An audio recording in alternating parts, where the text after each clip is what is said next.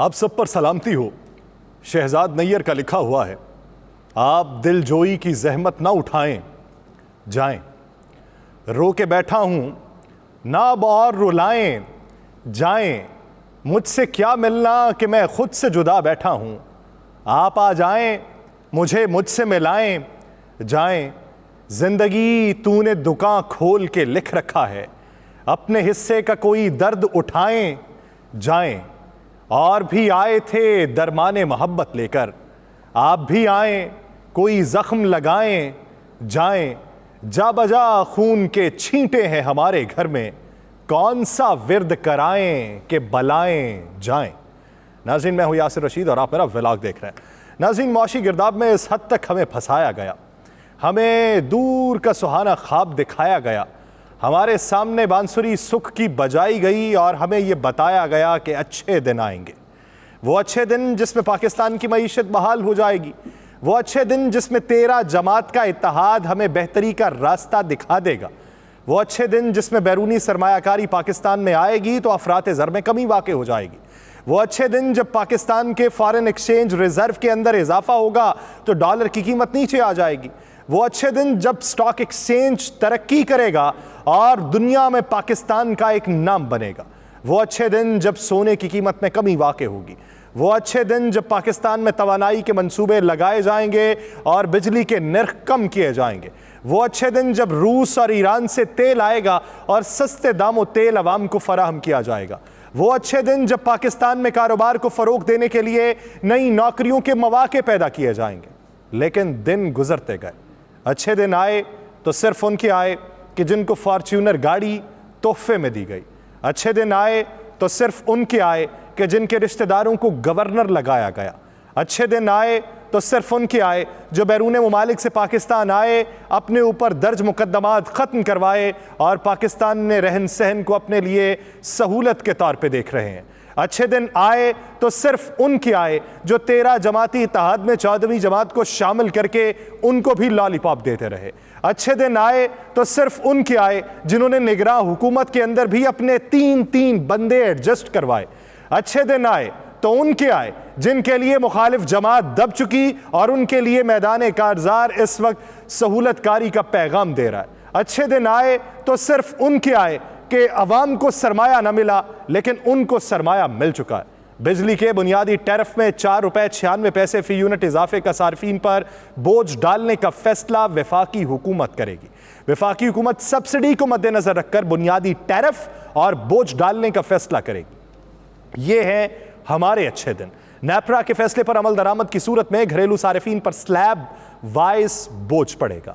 माहाना 100 unit का tariff 13.4 से बढ़कर 18.36 फी यूनिट हो जाएगा और 100 यूनिट बिजली इस्तेमाल करने वाले सारिफ का बिल 1836 रुपए आएगा। माहाना 200 यूनिट का टैरिफ 23.91 रुपए फी यूनिट होगा और बिल 3700 से बढ़कर 4700 रुपए हो जाएगा। माहाना 300 यूनिट के इस्तेमाल पर बिल 6000 से बढ़कर 8000 रुपए तक पहुंच जाएगा। 400 यूनिट इस्तेमाल करने वाले घर का बिल 10,000 से बढ़कर 12,300 रुपए हो जाएगा। 500 यूनिट के इस्तेमाल पर बिजली का 13,000 से बढ़कर 16,000 तक जा पहुंचेगा। माहाना 700 यूनिट इस्तेमाल करने वाले का बिल 24,000 से बढ़कर 28,000 हो जाएगा। लेकिन याद रहे, आप ये तमाम बिल के आदाद शुमार सुन के इस बात का तायुन कर रहे होंगे कि हमारे घर तो बिल 300 यूनिट का आता है लेकिन वो इस स्लैब के मुताबिक नहीं आता। याद रहे कि टैक्सेस, सरचार्जेस, कैपेसिटी पेमेंट, माहाना फ्यूल प्राइस एडजस्टमेंट इस बिल से अलहदा होंगे। नेपरा ने गुज़श्ता रोज बिजली के बुनियादी टैरिफ में 4 रुपए 96 पैसे फी यूनिट इजाफे की मंजूरी देती। सवाल ये पैदा होता है कि ये बिजली बनती किस पे? हमारे यहाँ कोयले के ऊपर बिजली बनती है, हमारे यहाँ पन बिजली बनती है, हमारे यहाँ विंड बिजली बनती है, हमारे यहाँ ये महंगी तवानाई के मंसूबों से बिजली बनती है यानी तेल के ऊपर बनती है और मजमूई तौर पे फिर उसका एक टैरिफ मुकर्रर किया जाता है। और हमें ये बताया गया था कि रूस से तेल अगर पाकिस्तान में आएगा तो उसके असरात सिर्फ तेल की कीमतों में कम होने पर नहीं होंगे, उसके असरात तवानाई के इन मंसूबों पर भी पड़ेंगे और बिजली का बुनियादी टैरिफ जो है वो नीचे आ जाएगा। लेकिन 1.2 अरब डॉलर लेने के बाद अब तवानाई का जो खर्च है उसको कम करना पड़ेगा, खसारा कम करना पड़ेगा। किस तरीके से करेंगे? एक मोहल्ले के अंदर 3 घर बिजली चोरी करते हैं, उसका खुमियाजा मोहल्ले के 270 घरों को भुगतना पड़ता है। जो सरकार उन 3 घर वालों के गिर्द घेरा तंग नहीं करेगी, बल्कि 270 घरानों के गिर्द घेरा तंग कर दिया जाएगा। अपने अखराजात में कमी वाकई नहीं की जाएगी, बल्कि दीगर लोगों के ऊपर घेरा तंग किया जाएगा और अपनी सियासत को चमकाया जाएगा। पाकिस्तान मुस्लिम लीग नून के कायद मियां मोहम्मद नवाज शरीफ साहब ने यह मंजरनामा पाकिस्तान के अंदर देखा है और इसी मंजरनामे के तहत जब वो क्रेडिट पिछले 1 हफ्ते से ले रहे हैं कि पाकिस्तान में सरमायाकारी जो आ रही है, डॉलर्स पाकिस्तान के अंदर जो मुंतकिल हो रहे हैं, ये मेरे मरहून मिन्नत है और मेरी शबाना रोज की मेहनत के बायस ये मुख्तलिफ ममालिक ने फॉरेन एक्सचेंज रिजर्व में इजाफा करने के लिए ये डॉलर्स पाकिस्तान में मुंतकिल किए। लेकिन दुबई के अंदर जो मीटिंग हुई, उसी दुबई की मीटिंग से रिफ्ट बढ़ने का खदशा जाहिर हुआ। रिफ्ट बढ़ेगी और आने वाले दिनों में भी बढ़ेगी, लेकिन उस रिफ्ट पे कुछ अरसे के लिए ओवरकम करने के लिए, क्योंकि निगरान हुकूमत लानी है। और जिस तरह मेन स्ट्रीम मीडिया के ऊपर बैठ के खैबर पख्तूनख्वा की हुकूमत में अपने 3 बंदे एडजस्ट होने का पाकिस्तान पीपल्स पार्टी, पाकिस्तान मुस्लिम लीग नून, ANP और जमीयत उलमा इस्लाम फे इकरार कर चुकी है, उसी तरीके के बंदे एडजस्ट वफाकी हुकूमत की निगरान हुकूमत के करवाए जाएंगे। और इसी तनाजुर में मियां मोहम्मद नवाज शरीफ ने PDM के सरबराह मौलाना फजलुर रहमान के साथ राबिता किया, जिसमें दोनों रहनुमाओं के दरमियान निगरान सेटअप के हवाले से मुशावरत की गई। दोनों रहनुमाओं के दरमियान निगरान वजीर आजम के नामों के लिए मुशावरत अभी भी जारी है। नून लीग के कायद नवाज शरीफ ने मौलाना फजलुर रहमान के तहफ़्फ़ुज़ात दूर करते हुए उन्हें यकीन दहानी कराई है कि तमाम सियासी जमातों को लेकर चलेंगे। चंद रोज पहले दुबई में पीपल्स पार्टी और नून लीग की क़यादत के दरमियान मुलाकातों और फैसलों के हवाले से जब खबरें सामने आई थी, तो उस पर मौलाना फजलुर रहमान ने तहफ़्फ़ुज़ात का इजहार किया था। उनके अपने रहनुमाओं ने, PDM के तर्जुमान हाफिज हमदुल्ला ने यह कहा था कि वहां पे जो बात हुई ना तो वो पाकिस्तान के मुतल्लिक थी, ना वो सियासत के मुतल्लिक थी, ना वो रियासत के मुतल्लिक थी। तो फिर क्या मौलाना फजलुर रहमान ने आज मियां साहब से ये पूछ लिया कि अगर आपने रियासत के मुतल्लिक बात नहीं की, अगर आपने सियासत के मुतल्लिक बात नहीं की, अगर आपने पाकिस्तान के मुतल्लिक बात नहीं की, तो फिर ये बताइए कि पाकिस्तान से दूर बैठ के आप 2 अशखास ने किसके मुतल्लिक बात की है और कहां पर जगह बनाने की बात हुई है? उन्हें शरीक किए बगैर जो फैसले किए जा रहे थे, उससे मौलाना फजलुर रहमान ने कहा कि PDM बेखबर है। उन्होंने इजहार नाराजी किया था, जिस पर आज मियां मोहम्मद नवाज शरीफ साहब ने उनसे रब्ता किया। अब एक आमियाना सी सोच है कि अगर आप ये फैसला कर चुके हैं कि सीट एडजस्टमेंट नहीं की जाएगी, अगर आप ये फैसला कर चुके हैं कि आप तमाम पार्टीज एक दूसरे के मद्दे मुखालिफ इलेक्शन लड़ेंगे, तो फिर अब उनको राम करने की कोशिश क्यों की जा रही है? उनको राम करने की कोशिश इसलिए की जा रही है कि निगरान हुकूमत का जो सेटअप बनाना है, जिसमें मुशावरत से बंदों को शामिल करना है, अगर उसमें किसी एक पार्टी के बंदे को शामिल ना किया गया तो वो ढिंढोरा पीटेगा, बीच चौराहे हंडिया को फोड़ेगा, बताएगा कि किसने किस तरीके से बंदों को एडजस्ट किया है, किसने किस तरीके से अपनी वापसी का रास्ता हमवार किया है। तो उन्हीं बातों को चुप करवाने के लिए, उसी मंजरनामे को तब्दील करने के लिए ये दोबारा से मेल मुलाकातों का सिलसिला शुरू हुआ है, यह राबितों का सिलसिला शुरू हुआ है। लेकिन इसमें एक और स्टेक होल्डर जो PDM में शामिल नहीं है, 14वीं जमात के तौर पे वफाक के इत्तेहाद में साथ मिली थी, MKM पाकिस्तान, उसने भी तहफ़्फ़ुज़ात का इजहार किया। उन्होंने ये कहा कि मरदमशुमारी के बगैर आप इलेक्शन में कैसे जा सकते हैं। इसी तरीके से उन्होंने पाकिस्तान पीपल्स पार्टी के आगे भी बल्दियाती इलेक्शन में तहफ़्फ़ुज़ात का इजहार किया था, लेकिन पाकिस्तान पीपल्स पार्टी ने बात नहीं मानी थी। और अब उनको फिर से राम करने के लिए मुसद्दिक मलिक साहब ने कहा कि हुकूमत आईनी मुद्दत पूरी करने के बाद तहलील हो जाएगी, निगरान हुकूमत इलेक्शन कमीशन के साथ मिलकर इलेक्शन करवाएगी और हमें यकीन है कि इलेक्शन 60 दिन या 90 दिन में हो जाएंगे। उन्होंने कहा कि इलेक्शन 60 दिन में भी हो सकते हैं, 55 दिन में भी हो सकते हैं, 65 दिन में भी हो सकते हैं। आइन में इलेक्शन मुलतवी करने की कोई गुंजाइश नहीं है। अगर आइन में इलेक्शन मुलतवी करने की कोई गुंजाइश नहीं है तो पंजाब और खैबर पख्तूनख्वा के इलेक्शन आपने किसकी ईमा पर मुलतवी कर दिए थे? बताइए कि वो कौन सी जंबील थी जिससे आपने नया आइन निकाला और उसकी इख्तरा ये पेश की कि आइन के अंदर ये गुंजाइश मौजूद है कि कुली तौर पर इंतखाबात करवाए जा सकते हैं। वहां पर आपके पास आइन में गुंजाइश मौजूद थी और अब आप कह रहे हैं कि आइन में गुंजाइश कोई मौजूद नहीं है। तो बहुत से माहिर कानून ये राय रखते हैं कि आइन इस वक्त मुअत्तल है, कि जब आइन की किसी एक रूह के ऊपर अमल दरामद ना किया जाए तो आइन को मुअत्तल तस्वुर किया जाता है। तो अब मुस्तकबिल करीब के अंदर जब नई हुकूमत बन जाएगी तो क्या इस आइन की मुअत्तली के ऊपर भी इकदामात होंगे? इस बारे में भी खदशात वफाकी हुकूमत को हैं कि अगर हमारी वापसी का रास्ता हमवार नहीं हुआ तो ये तलवार हमारे ऊपर जो लटक रही है इससे हमें नुकसान हो सकता है। उनका ये कहना है मुसद्दिक मलिक साहब का कि इलेक्शन में ताखीर की गुंजाइश छोटी छोटी बातों पर बहानों के लिए नहीं है, जंग या किसी बड़ी तबाही की वजह से इलेक्शन मुमकिन ना हो तो समझ आता है। उनका कहना था कि नून लीग की ख्वाहिश और कोशिश है कि वक्त मुकर्रा पर असेंबली तहलील हो और इलेक्शन हो। अगर आपकी ख्वाहिश ये है तो फिर आप अपने दीगर वज़रा को भी समझा दीजिए कि मेन स्ट्रीम मीडिया के ऊपर आके प्रेस कॉन्फ्रेंसेस के जरिए आप ये पैगाम क्यों देते हैं कि ये असम्बलियाँ एक दिन पहले भी तहलील हो सकती हैं। आप एक नया बहस का मंजरनामा क्यों खोलते हैं? आप मुबाहिसे में क्यों जाना चाहते हैं कि सिंध और बलोचिस्तान की असम्बली वक्त मुकर्रा के ऊपर तहलील हो और आप विफाक के अंदर मंजरनामा ऐसा वज़ा करने की कोशिश कर रहे हैं कि एक दिन पहले तहलील हो जाए और आप फिर वहाँ पर आके वही मिसाल को अपनाएंगे कि जो पंजाब और खैबर पख्तूनख्वा के हवाले से अपनाई गई थी कि वफाक में अगर इलेक्शन नहीं हो रहे तो सूबों के अंदर इलेक्शन किस तरीके से हो रहे हैं, सूबों के अंदर इलेक्शन होंगे और बाद में वफाक के इलेक्शन होंगे तो नीचे जो एमपीएस मौजूद होंगे उनका असर और रसूख किस तरीके का होगा। तो ये बहसों को छोड़िए, आगे बढ़िए, लेकिन आपके जो बयानात हैं वो मुबहम हैं, उसके अंदर लूप होल्स हैं और उसी सुकम का फ़ायदा आप उठाना चाहते हैं। आप ये कहते हैं कि नई मरदमशुमारी के मुताबिक हल्का बंदियों में कुछ वक्त लग जाएगा। नई हल्का बंदियों के लिए वक्त दरकार हो तो आईनी तरमीम की जा सकती है। आईनी तरमीम आप किस तरीके से कर सकते हैं? कितनी अक्सरियत आपके पास मौजूद? क्या आपके पास 2/3 अक्सरियत मौजूद है?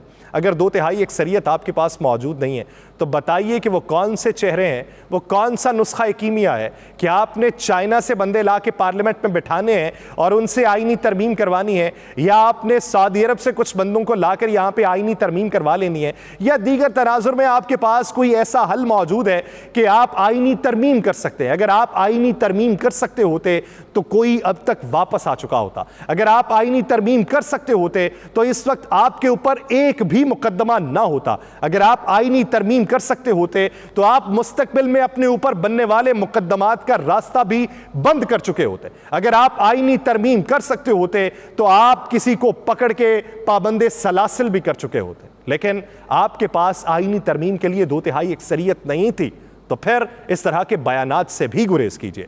राना सनाउल्लाह साहब ने कहा कि मुस्लिम लीग आइंदा इंतखाबात में पंजाब में किसी सियासी जमात से इत्तेहाद नहीं करेगी, बल्कि इलेक्शन में कौमी और सूबाई नशिस्तों के लिए हर हल्के में अपने उम्मीदवार उतारा जाएगा। आइंदा इंतखाबात के लिए अपनी जमात की इंतखाबी मुहिम के हवाले से जुमे को प्रेस कॉन्फ्रेंस उन्होंने की और उन्होंने पंजाब में किसी भी सियासी जमात के साथ मुमकिन इत्तेहाद के इम्कान को मुस्तरद करते हुए कहा कि पंजाब में किसी से इंतखाबी इत्तेहाद नहीं करेंगे और आम इंतखाबात में सूबे के हर हल्के में शेर का निशान मौजूद होगा। अगर माजी के ज़िमनी इंतखाबात के नताइज का जायजा लिया जाए, अगर हम बैलेंस्ड रहकर, गैर जानिबदार रहकर मंजरनामे को देखें तो मुस्लिम लीग नून को अपने सख्त सियासी हरीफ पाकिस्तान तहरीक इंसाफ से शिकस्त का सामना करना पड़ा था और हल्के की सतह पर भी उसके वोट बैंक में गिरावट देखी गई थी। लेकिन गुज़श्ता 1.5 बरस के दौरान इस दौरे हुकूमत में आम शहरी की जिंदगी को महंगाई, बदतरीन मुआशी बहरान ने अजीरन तरह करके रख दिया है। उधर मुस्लिम लीग नून की मौजूदा क़यादत मुल्क के दिवालिया होने से बचाने और मुश्किल माली हालात से निकालने का क्रेडिट लेती है, लेकिन इसके साथ साथ अवामी सतह पे पीटीआई की हिमायत करने वाले अफराद जमात के खिलाफ सियासी कार्रवाइयों का जिम्मेदार भी मुस्लिम लीग नून की मौजूदा हुकूमत को समझते हैं। इस तमाम सूरत हाल में यह सवाल पैदा होता है कि IMF के साथ मुआहदे और दोस्त ममालिक से कर्जा लेने के इकदाम ने मुस्लिम लीग नून को इंतखाबी एतमाद फराहम किया है, या फिर यह जमात पीटीआई और एस्टैब्लिशमेंट के दरमियान तनाव के बाद सूबे में पैदा होने वाली सियासी खला का फायदा हासिल करना चाहती है। ये अगर फायदा हासिल करना चाहती है तो क्या अभी जो मंजरनामा वज़ा ये इन्हीं के हक में होगा? मैंने गुज़श्ता व्लॉग में एक मिसाल दी थी कि पंजाब के अंदर 16 लाख सरकारी मुलाजमीन है। अगर 16 लाख सरकारी मुलाजमीन इस वक्त मुतनफ़र है निगरां हुकूमत से, तो निगरां हुकूमत के कंधे के ऊपर कोई बार नहीं है। निगरां हुकूमत काम करेगी, निकल जाएगी, उसे सियासत में नहीं आना, मुस्तकबिल करीब के अंदर तो नहीं आना। तो इसलिए इसका खुमियाजा उन्हें नहीं भुगतना पड़ेगा। इसका खुमियाजा अगर भुगतना पड़ेगा तो पाकिस्तान मुस्लिम लीग नून को भुगतना पड़ेगा, क्योंकि पीटीआई के बाद सबसे बड़ी अगर स्टेक होल्डर पंजाब के अंदर है तो वो पाकिस्तान मुस्लिम लीग नून है। 16 लाख सरकारी मुलाजमीन, पेंशन्स में इजाफा वफाक के बराबर ना होने पे, तनख्वाहों में इजाफा वफाक के बराबर ना होने पे, और पेंशन्स में इस्लाहात के नाम पे कटौतियां होने में, ये जो इस वक्त मुखालिफत का सामना करना पड़ रहा है वो 16 लाख सरकारी मुलाजमीन नहीं है, 16 लाख घराने हैं जब पेट की भूख बढ़ती है तो उसके असरात सिर्फ सरबराह खाना के ऊपर नहीं रहते, वो बच्चों के ऊपर भी मुंतकिल होते हैं, घर में रहने वाले दीगर अफराद के ऊपर भी मुंतकिल होते हैं। घर के अंदर एक सियासी मंजरनामा बनता है, फिर उसी की बुनियाद के ऊपर फैसला किया जाता है। ये 16 लाख लोग नहीं हैं, बल्कि ये पंजाब के 2 करोड़ लोग हैं जो सियासी सरकारी मुलाजमीन के साथ मिले हुए हैं, उनसे वाबस्ता हैं, और वो वाबस्तगी जो है वो सियासी मंजरनामे के ऊपर असरअंदाज होगी। अगर 1.5-2 करोड़ लोगों की मुखालफत आप बर्दाश्त कर सकते हैं तो फिर आपके लिए सीट एडजस्टमेंट किसी के साथ ना करना कोई भी मसला नहीं होगा। लेकिन अगर इस्तेहकाम पाकिस्तान ये समझती है कि हम अपने तय इलेक्शन में उतरेंगे, पाकिस्तान पीपल्स पार्टी ये समझती है कि जनूबी पंजाब के बड़े घरानों का ताल्लुक उनके साथ है और आने वाले इंतखाबात के अंदर वो अपनी सीटें निकाल लेंगे, और उधर पाकिस्तान मुस्लिम लीग नून ये सोचे कि हम भी नशिस्तें निकाल लेंगे और पंजाब की कुर्सी हमारे पास होगी, तो उसके साथ साथ वो जो इस वक्त खामोश बैठे हैं उनकी खामोशी कौन सा पैगाम दे रही है। इलेक्शन डे के ऊपर मंजरनामा क्या होगा, मुआशी मंजरनामे में जिस हद तक गिरदाब में फंसते चले जाएंगे, ये बिल जो एक घर में 20,000 आएगा, वो जो कमाई करने वाला जिसकी कुल आमदन 35,000 होगी, वो किस तरीके से हुकूमत को सपोर्ट करेगा, किस तरीके से मसनद इक्तदार वालों की जय जयकार करेगा, उनके नारे लगाएगा, उनके जलसों में जाके शिरकत करेगा, ये तमाम मंजरनामा रिवर्स होगा। आज के दिन के ऊपर आप ये बयान दे सकते हैं कि हम किसी से सीट एडजस्टमेंट नहीं करेंगे, लेकिन आगे जाके आपको सीट एडजस्टमेंट के लिए मिन्नत और तरले करना पड़ेंगे। इसी वजह से आने वाले दिनों में मंजरनामा क्या होगा, इसी वजह से आपने वफाकी काबीना और इंतखाबी इस्लाहात कमेटी के अंदर एक पार्टी के ऊपर पाबंदी लगाने की तजवीज को भी रद्द किया है। तो दूसरी तरफ आप ये समझते हैं कि ये पाकिस्तान तहरीक इंसाफ का जो वर्कर है, जो वोटर है, वो उस इश्तियाल अंगेज वोटर से मुख्तलिफ है। वो फैसला क्या करता है, किस तरफ जाता है, उसके लिए आपने उसको राम करने की कोशिश करना थी, लेकिन वो राम करने की कोशिश आने वाले दिनों में नाकाम होती दिखाई दे रही है। इस्तेहकाम पाकिस्तान पार्टी अपना बयानिया बनाने में नाकाम दिखाई दे रही है, क्योंकि pattern in chief Istehkam Pakistan party Jahangir Khan Tareen साहब ने यह कह दिया है कि नुमान लंगड़ियाल साहब और आन चौधरी साहब जब तक ये हुकूमत है इस हुकूमत का हिस्सा रहेंगे। तो सवाल ये पैदा होता है कि इलेक्शन लड़ना आपने पाकिस्तान मुस्लिम लीग नून के खिलाफ, पाकिस्तान पीपल्स पार्टी के खिलाफ, पीटीआई के खिलाफ, खैबर पख्तूनख्वा में चले जाएं तो JUIFA के खिलाफ, लेकिन आप ये समझते हैं कि इसी हुकूमत का हिस्सा आपके 2 मेन लोग भी रहें, तो किस तरीके से मुमकिन है कि लोग आपको वोट देंगे। ये जो मुआशी बदहाली है, ये जो अफराते ज़र में इजाफा है, ये जो खते गुर्बत से नीचे ज़िंदगी गुजारने वालों की तादाद में इजाफा है, ये रोज़मर्रा की बुनियाद के ऊपर कारोबार की बंदिश है, ये रोज़मर्रा की बुनियाद के ऊपर आपकी मुआशी बदहाली और उसकी चुड़ैल आपके इर्द गिर्द रक्सा है, इसकी पकड़ में आप लोग भी आएंगे। पाकिस्तान का मंजरनामा क्या, मुआशी फिक्र के जंग के साथ हम खेल रहे हैं, उसका मुकाबला कर रहे हैं। उधर हमसाया मुमालिक, आप देखिए कि जुमे की दोपहर अरबों लोगों के ख्वाब और एक रोवर के साथ इंडिया के चांद का सफर का कामयाबी से आगाज हुआ। इंडिया ने अपने रॉकेट से चांद पर लैंड उतारने वाले चंद्रयान 3 सैटेलाइट को कामयाबी के साथ जमीन के मतलूबा मदार में भेज दिया। चंद्रयान 3 को जुमे की दोपहर मकामी वक्त के मुताबिक 2:35 पर आंध्र प्रदेश में श्रीहरिकोटा के खलाई मरकज से रवाना किया गया। यह खलाई गाड़ी 5 अगस्त को चांद के मदार में दाखिल होगी, और खबर रसां एजेंसी PTI ने असरो के साइंटिस्ट के हवाले से कहा कि लैंडर मॉड्यूल चांद के जनूबी कुतब पर 23 या 24 अगस्त को उतर सकता है। अगर ये रोवर कामयाबी से चांद के जनूबी कुतब तक पहुंच गया तो इंडिया दुनिया का पहला मुल्क होगा जो इस जगह पहुंचने में कामयाब होगा। चांद के जनूबी कुतब पर सतह पेचीदा है और काफी बड़े गड़े और ढलवान है।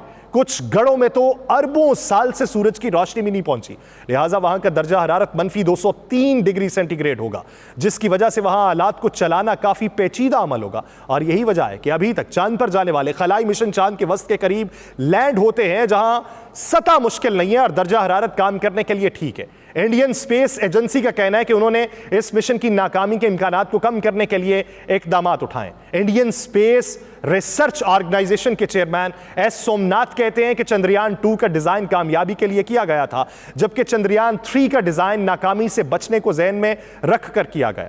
उन्होंने कहा कि क्या गलत हो सकता है और इसे कैसे बचाया जा सकता है, ये सोच हमने रखी हुई। ये आप देखिए कि इस पर तफसीली बात हो सकती है कि उन्होंने चंद्रयान मिशन जो लॉन्च किया है उसके मुहर्रिकात क्या होंगे, उसकी बेहतरी क्या होगी, लेकिन ये सोचिए कि वो टेक्नोलॉजी में कहाँ तक पहुँच गए। इस पर तफसीली बात फिर कभी होगी, लेकिन बात यह कि हमारा हमसाया मुल्क चांद देखना चाहता है और हम अपने गिरेबान के अंदर नहीं देखना चाहते। हम ये नहीं देखना चाहते कि हमने कोताहियां क्या की हैं। हम ये नहीं देखना चाहते कि हम दूसरे के साथ जिस तरह का रवैया रवा रख रहे हैं ये मुस्तकबिल करीब में हमारे साथ भी हो सकता है, माजी करीब में हमने भुगत भी रखा है।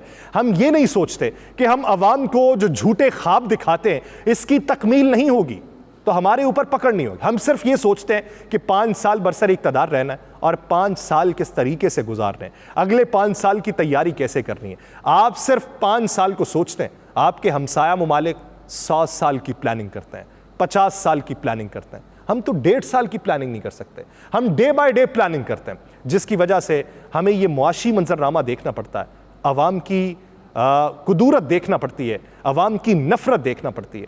लेकिन अवाम भी ऐसे हैं कि एक ख्वाब दिखाया जाएगा, नया कोई ख्वाब बुना जाएगा, एक वादा फिर से दिया जाएगा, एक जुमला दोहराया जाएगा, एक पट्टी आंखों पे बांधी जाएगी, एक नारा लगाया जाएगा, एक सब्सिडी दी जाएगी, एक सेक्टर के अंदर आपकी सहूलतकारी के लिए इकदामात किए जाएंगे और आप फिर इन्हीं की जय जयकार पे होंगे। तब्दील करना है तो इनफरादी तौर पे खुद को तब्दील करिए, मुआशरा तब्दील हो जाएगा। मुझे दीजिए इजाज़त, अल्लाह ने के बाद।